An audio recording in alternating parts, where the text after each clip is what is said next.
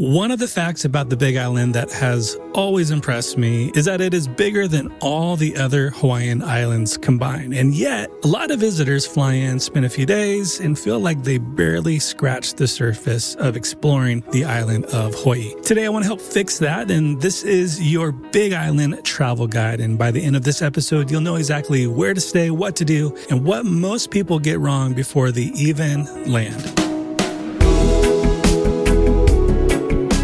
Aloha and welcome to Hawaii's Best. I'm Brian Murphy, Hawaii destination expert and your personal guide to planning an unforgettable trip to Hawaii.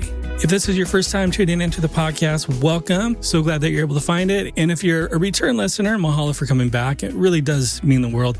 Today's sponsor of the show is Shaka Guide. I want to share more about them later on and how you can use them. A lot of us might be traveling right now. We actually just got back from a road trip. We did a Southwest road trip. I've shared many times that we live in Southern California. And what we love is exploring where we live as well. Each summer, we usually do like a road trip. And this summer, we made our way all the way up to Mesa Verde National Park, which is like southwest corner of Colorado. So a lot of driving. It's about 1,800 miles. Glad to be back. I hope your summer is going good as well. Maybe you're in Hawaii right now. Maybe you're planning. Maybe you're going to Hawaii next week and you found the right podcast to be able to help plan your next trip to Hawaii. So today we're talking all about the Big Island, and we've covered, this is part of like a travel guide series. We've already covered Oahu, Maui, and Kauai, and now it's time for the Big Island, officially called Hawaii, and that was a recent name change. It's kind of confusing, but for a while it was Island of Hawaii, and also you can refer to it as the Big Island. A lot of locals are still calling it the Big Island, so I'll call it the Big Island. But look it up, do a little research. It's been kind of controversial, the name change. So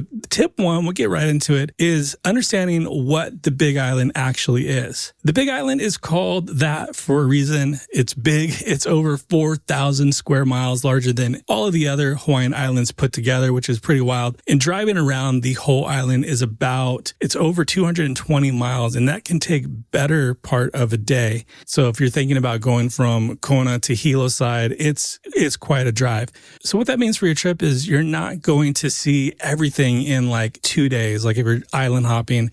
And honestly, you really shouldn't try to see everything in 2 days. If you only have 2 days on the island, this is also the youngest island, geologically speaking. You've probably seen it all over the news. Kilauea, the active volcano, is still going. Episode 49 is happening right now at the time of this recording. So the land is still being formed. It's still active. It's being made. You can literally stand on ground that didn't exist a few decades ago. And I think about that every time I'm on island. It's just incredible. And it changes the whole energy of the island. One thing I want to set expectations on right away is that the Big Island is not primarily a beach destination. If you're coming for miles of white sandy beaches, Maui or Oahu might actually be a better fit for you and your trip. The Big Island has some beautiful beaches, don't get me wrong, including black sand beach, green sand beach, and a few great spots for snorkeling. But it's not like wall-to-wall stretches of white sand beaches. But the magic is really different here. It's raw. It can be dramatic and really in the best possible way. A lot of space to just kind of spread out. So if you're looking for some room, the Big Island is definitely the way to go. Tip number 2 is picking your base wisely, meaning like where you're going to stay, Kona or Hilo side. So Kona side, that's west side. It's sunny almost every day. Don't get me wrong. Some days it's not, but that's the sunny side typically. And this is where you find most of the resorts. This is where we stayed a few times. Restaurants, tour operators are based out of Kona. You've got access to snorkeling, manta ray tours. There's good beaches nearby. The majority of flights land at the Kona airport. So for first-time visitors, this is definitely the area that I recommend staying at. Now, the east side, Hilo side, it's lush, it's wet, it's green, and it's way more affordable than the other side of the island. But Hilo, like I said, it's one of the rainiest places in the country. And honestly, the rain is part of the charm in Hilo. You're close to Hawaii Volcanoes National Park, Rainbow Falls, Akaka Falls, and the famous Hilo Farmers Market. And the pace is slower, the vibe is more local, and your food and lodging budget will stretch a lot further on Hilo's side. So here's what I would personally recommend. If you have 5 or more nights, maybe do a split stay. 3 or 4 nights on Kona side, 2 nights on Hilo side. You'll see both faces of the island without wasting a full day driving back and forth. And maybe even a tip on top of that, if you want to do Hawaii volcanoes, maybe you do a few nights on Kona and then you do a night over in Hilo, and the next day you do Volcanoes National Park, because Volcanoes National Park is a lot closer to Hilo than it is to Kona. But if you only have 3 to 4 nights, base yourself in Kona and maybe do a day trip to Volcanoes National Park. It's about 95 miles, roughly 2 hours each way. Like I said, it's a lot of driving. It's totally doable as a day trip. We've done it as a day trip. It's a lot, but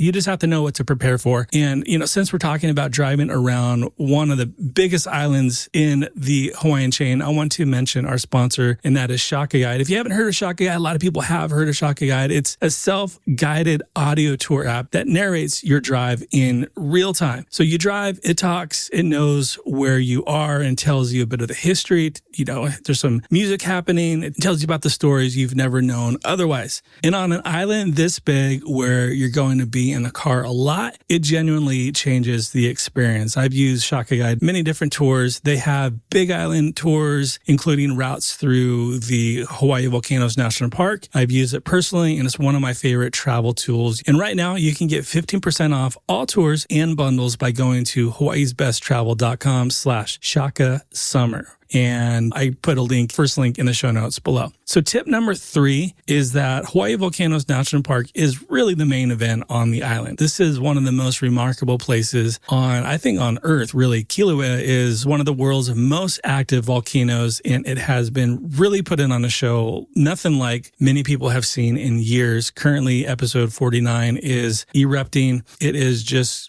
going crazy, but that's not to say when you go, you might not see lava. Like last time we were out in the national park, all we saw was just plumes of smoke. It was still really cool. We got to explore most of the park. It wasn't as busy. That's another thing. When there is active lava, it is busier. So you want to plan for that. And just kind of speaking of planning, the entry fee is $30 per vehicle. That's valid for 7 days. Totally worth it. Best time to visit is early morning or after sunset for the most dramatic glow from the caldera. So you really want to see lava and it's active, it's going to be at night. That just means it's going to be a long night. So maybe that night you want to stay in Hilo, because Hilo's about 45 minutes from the park. What to wear to the national park? It can be cool and it can be windy at the park, which sits around 4,000 feet elevation. So maybe bring a light jacket, even if it's warm in Kona. When we were there, it was pretty windy, but it was also pretty warm at the time.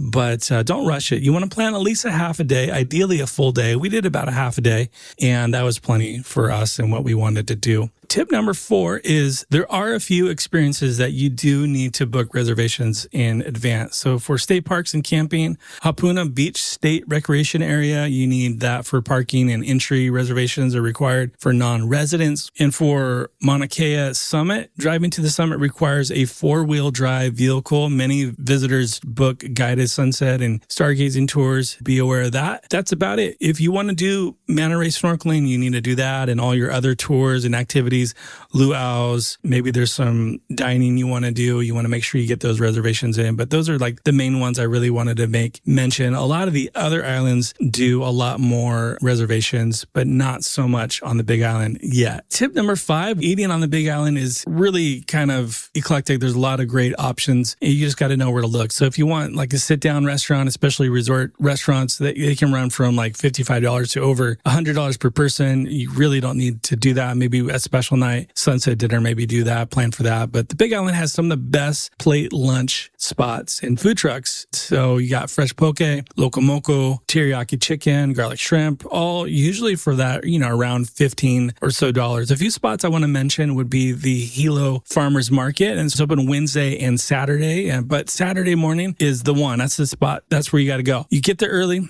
fresh produce, local snacks, great deals. Also, Jackie Ray's Ono Grill in Kona. It's great local food, consistently good, not resort prices. Also want to give a shout out to Hawaiian Style Cafe. They're located in Hilo. Check them out. Another spot in Hilo I'd recommend is Pineapples. Good food there, good drinks as well. A little bit more on the south end, you have Puna Lu'u Bake Shop. They're famous for their sweetbread and malasadas, so stop here right if you're doing the southern route. Great pit stop. And if you are over on the south side, Puna Lu'u Black Sand Beach. This is one of the only black sand beaches in Hawaii. It's easy and safe to access. This here you'll be able to see typically Hawaiian green sea turtles, the honu. They rest here regularly. Please treat them with respect. Stay at least 10 feet or more away. Never touch them. Never block their path to the water. Just, enjoy the beauty of them, take pictures, and you'll be good to go. And if this episode or any episode has been helpful for you and you're planning for your trip, I would just ask you to go ahead and hit follow on your podcast app. If you're on Apple or Spotify, go ahead and hit the follow button. All right. And until next time, as always, live with aloha. Mahalo for listening to Hawaii's Best. If you found today's episode helpful, make sure to hit follow on your podcast app so you don't miss future episodes.